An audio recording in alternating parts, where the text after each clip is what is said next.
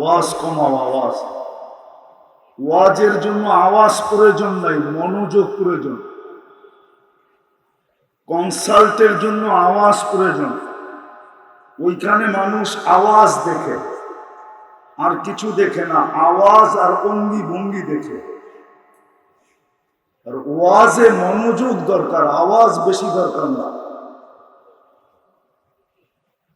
আওয়াজ যত মধুর মিঠা হবে তত বেশি কথা দিলের ভিতরে ঢুকবে। বিদায় এই দুটা অনুরোধ আপনাদের কাছে রইল। ইনশাআল্লাহ পুরা হবে তো? একটা মোটা কথা বলতে চাই, মোটা। আমার কথা লম্বা হবে না, হয়তো 15-20 মিনিট হবে। এই জন্য খুব মনোযোগ দিয়ে শুনতে হবে, কেননা দীর্ঘ কথায় আমি বিশ্বাসী না।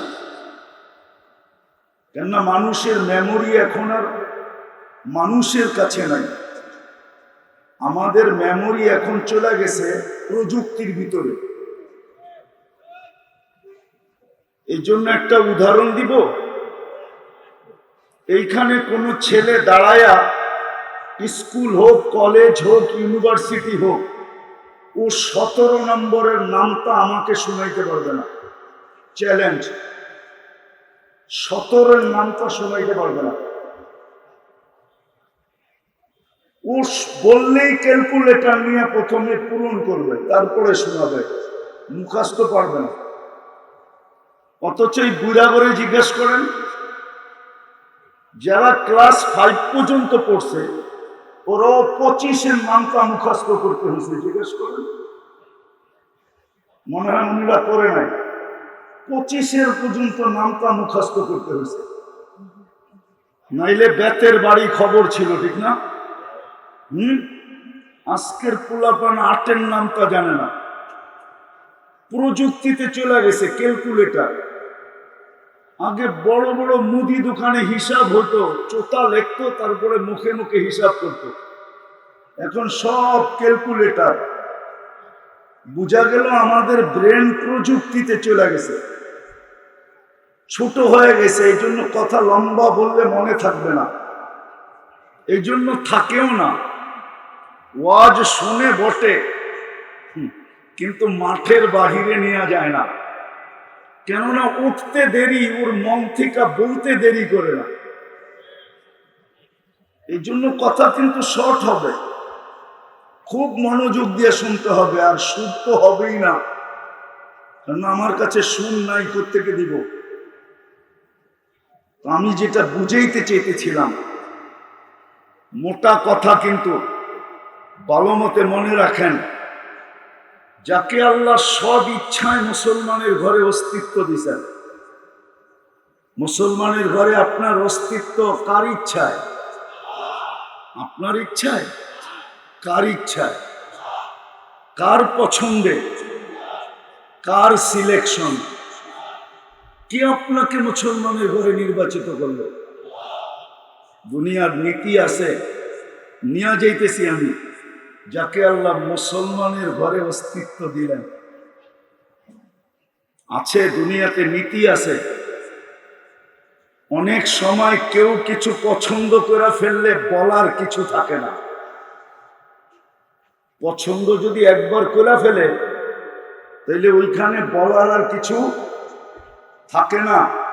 এরকম কিছু দুনিয়াতে আছে না নাই? আছে। জানেন, দোকানে যা বললো এটা আমার পছন্দ হয়েছে, রাখ। মালিকও বলবো রাইখা দে। এটুক দিয়া যদি মন ভরে তাইলে ভালো। আর যদি কিছু বললাম, হইতে পারে কতক্ষণ পরে বিরাট একটা লিস্টি পাঠায় দিবে, আর আমি পুরা উঠায় দিতে বাধ্য হব। আছে এরকম না নাই? না, মনে হয় বোঝেন না আপনারা। আছে।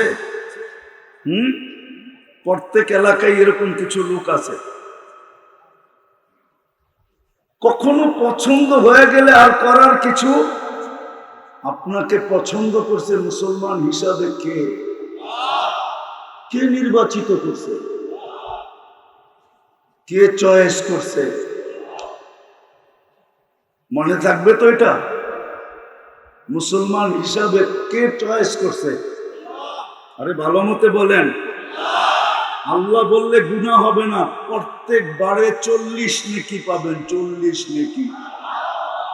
যতবার আল্লাহ বলবেন অতবার কত নেকি? কত? মনে হয় কম মনে হইল, ঠিক না?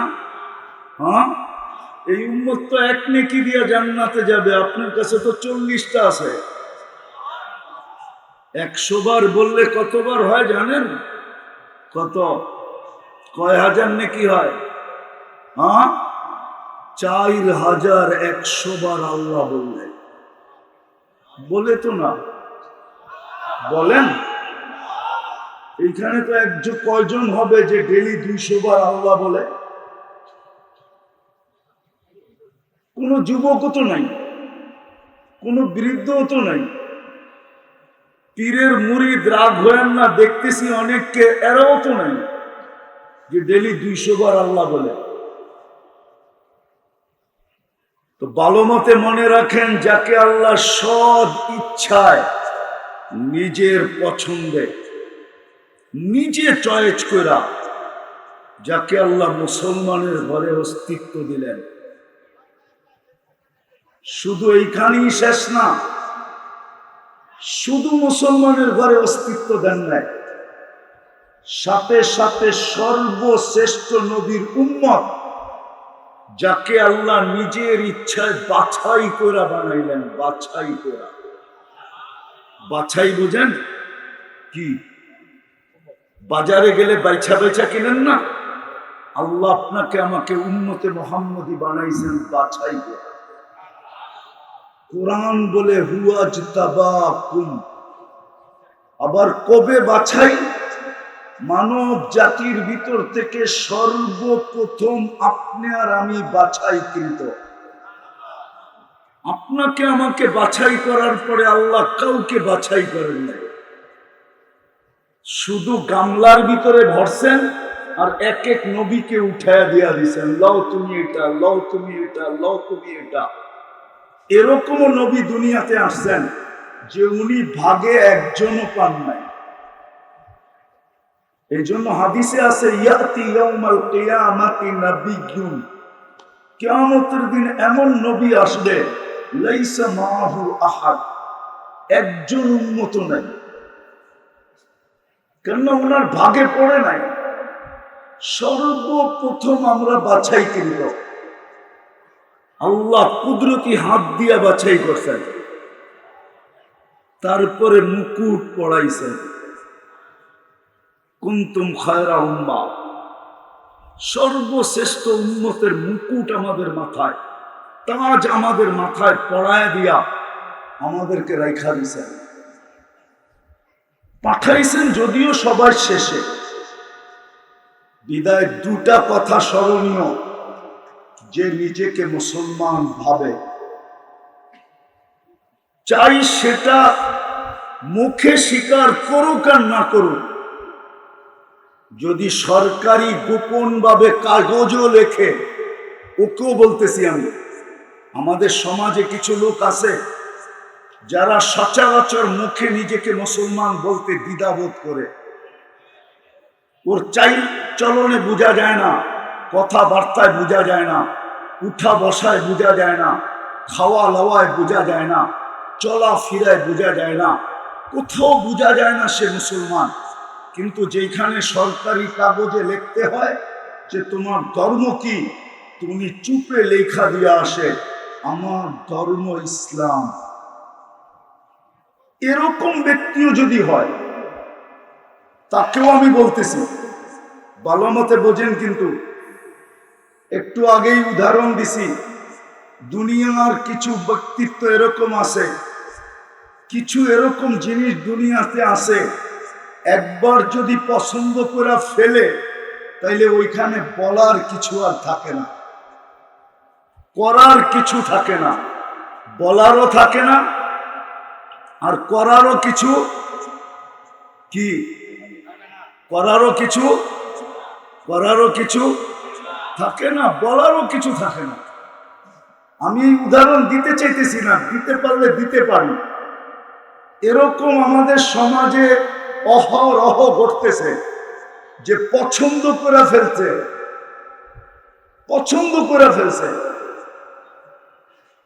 এখন করার কিচ্ছু নাই। একটা ইঙ্গিত দিলাম, যা দাম ধরবে ওই দামে দলিল করে দিয়ে আসতে হবে। মনে হয় বোঝেন না? মনে হয় বুঝছেন? সত্য তো, সত্য আছে এরকম। তো যাকে আল্লাহ মুসলমানের ঘরে অস্তিত্ব দিলেন, উম্মতে মুহাম্মদী বানাইলেন, ওর জন্য দুই জিনিস ছাড়া কোনো গতি নাই। দুই জিনিস ছাড়া কোনো গতি নাই।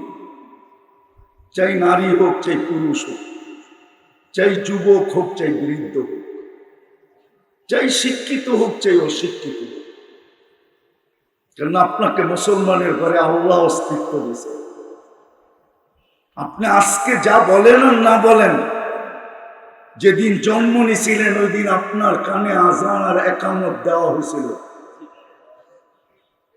প্রমাণ করা হয়েছিল আপনি মুসলমানের ঘরে জন্ম নিয়েছেন।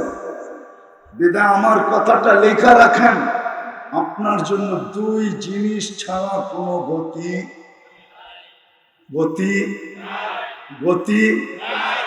যতই তুমি চুলের স্টাইল করো,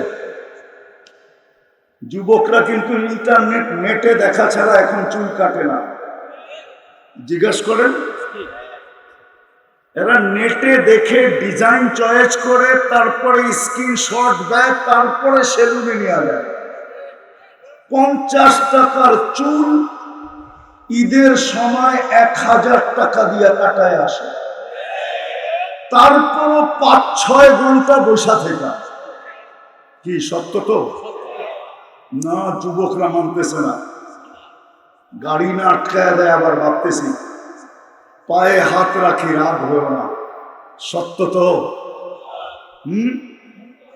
মা বোনরা যতই ফ্যাশন করুক,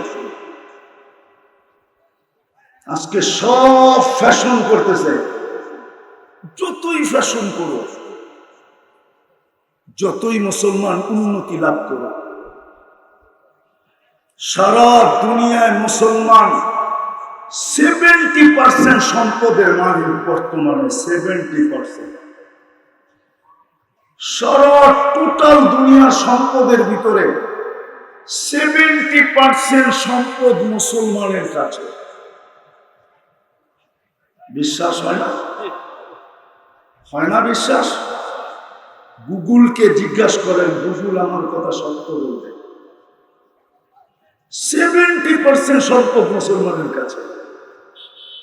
দুনিয়ার সবচেয়ে বড় টাকা মুসলমানদের কাছে। টাকা, কুয়েতের টাকার চেয়ে বড় কোনো টাকা দুনিয়াতে নাই। বাহরাইনের টাকার চেয়ে বড় কোনো টাকা দুনিয়াতে নাই। ওমানের টাকার চেয়ে বড় কোনো টাকা দুনিয়াতে নেই। ব্রুনাইয়ের টাকার চেয়ে বড় কোনো টাকা দুনিয়াতে নেই। ডলার, ইউরো, পাউন্ড সব ছোট। পুরান কাপড় দিয়া মুসলমানের বাড়িতে যত আলমারি আছে, যত আলমারি, খোদার কসম দুনিয়ার উন্নত বিশ্বের কারো বাড়িতে পুরান কাপড় দিয়ে এত আলমারি নেই। আমাকে চিনাইতে হবে না। মুসলমান যত দামি কাপড় পরে, দুনিয়ার কোন বড় লোক এত দামি কাপড় পরে না।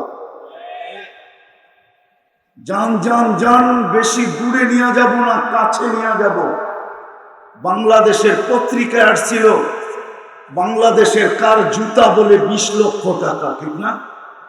জুতার দামই পায়ে দেয় না মাথায় দেয়? উচিত তো মাথায় দেওয়া, ঠিক না? বয়ে মনে হয় দেয় না, ঠিক না? যে মাথায় দিলে বলবে পাবনা নিয়ে যেতে হবে, ঠিক না? নাহলে জুতায় মাথায় দিল কেন, ঠিক না? নাইলে মনে হয় মাথায় দিত, ঠিক না? বাংলাদেশে নেটে সার্চ দিলে পাবেন টি শার্ট 1.5 লক্ষ, 2 লক্ষ, 2.5 লক্ষ টাকার টি শার্ট, 20 লাখ 25 লাখ টাকার লাডু গড়ি। মুসলমানের চেয়ে দামি জিনিস কেউ ব্যবহার করে না। যুবকরা যদি বিশ্বাস না করো, তোমার মোবাইলে যদি নেট থাকে, তাহলে তুমি দেখো বিল গেটসের একটা শার্টের দাম কত, নেটে দেওয়া আছে। ওর প্যান্টের দাম কত দেওয়া আছে, ওর জুতার দাম কত দেওয়া আছে। দেখো দেখো কয় টাকা দাম। আর বাংলাদেশে তুমি, আমি দেখায় দিব তোমাকে, শুধু গেঞ্জির দাম 60,000 টাকা। কি গেঞ্জির দাম!